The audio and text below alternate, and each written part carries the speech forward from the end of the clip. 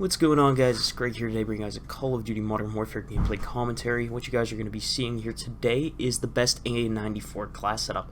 I'm almost done with this gun for Damascus, so I should have that soon, but I figured out the setup that works best for me personally, and I wanted to bring you guys this because it's a new weapon that came out with Season 5. So this is going to be for 10 versus 10 and 6 versus 6. I will give you guys a suggested ground war class that you can use as well, but for 6 versus 6 and 10 versus 10, I like to run the monolithic suppressor, which gives you added damage range and sound suppression, but you're going to lose a little bit of aim walking steadiness and aim down sight speed.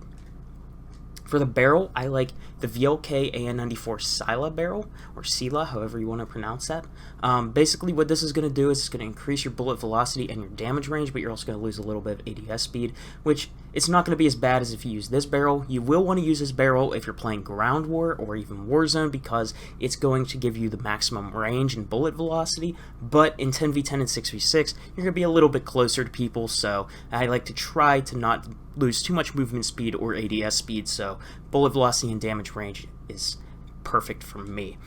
Now, for my underbarrel, I like to run the Commando foregrip because this gun has some horizontal recoil and it's a little bit annoying to deal with. Also, the Commando foregrip does reduce your vertical recoil slightly, so it's going to give you better horizontal recoil control, better first shot accuracy because you're going to have less idle sway, and it does lower your movement speed, but by a very small percentage. I believe it's 1%.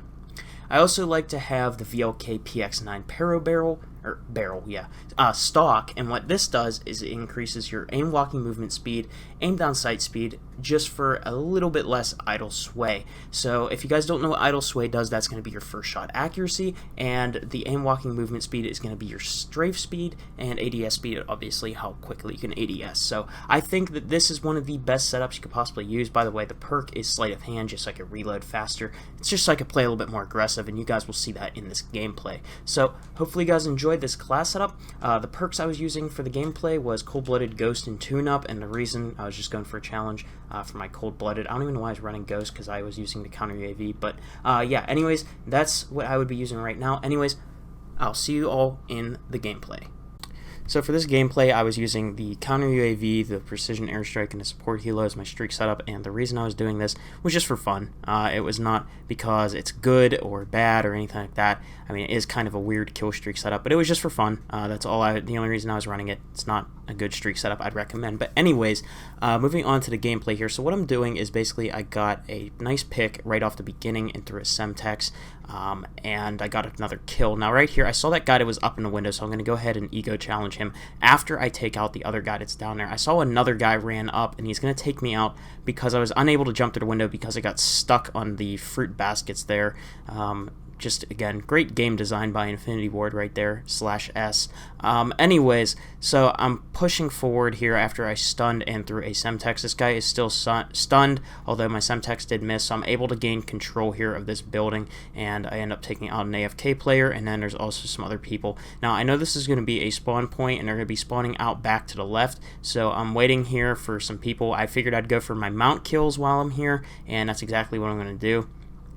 Now, I don't want to stay on this too long in the same exact area because they will come back, and you guys will see. That's why I switched it up, so I had the opportunity to mount up again, did that, and was able to take out those two guys. Now, placing the counter UAV, I always place it at the edge of the map because it's going to be less likely to be shot down if you place it there, so that's the reason I do that. And then I also airstrike that area to help me move over to this side of the map. So now they're expecting me to be on the other side of the map, which gives me time to go on a little bit of a flank here and try to control this side of the map. So I'm going to end up picking off one guy right here, and I'm always watching my back because I'm not using claymores or betties, so I gotta keep switching up and looking around, making sure no one is going to come around back and kill me. So right here, I know that they're gonna be spawning behind me, so I go ahead and I start taking out these guys that are spawning in, and I'm gonna reload my stopping power. Now, I love stopping power, and that's the reason I was using tune-up, is so I could get more stopping power rounds. And the reason I like stopping power is because you want to use this with the AN-94.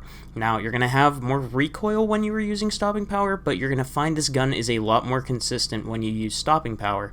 The reason being is it has very strange range recoil, and the damage at longer range is kind of weak. It can be like a 5-shot kill at very far range, and that's one of the main issues with this gun. So what I would definitely recommend doing is running stopping power to mitigate that, especially because I believe the damage drop off is pretty close. It's not very far, so it's just very beneficial to be running stopping power on this gun. Anyways, I'm going back on this flank because they were distracted by the support helo, which honestly the support helo is more of a distraction than it is a kill streak, I swear. It just doesn't really seem to do much damage, and sometimes I just like to run it just to see if it will go off for me, but a lot of the time it just doesn't. Anyways, we're a little bit over halfway through the match, and I already have 30 kills. And by the way, calling in counter UAVs and precision airstrike, like if you're running a 4 and a 5 streak, it can be very difficult to try to call that in for some reason. I don't know, it just kind of bugs out or whatnot.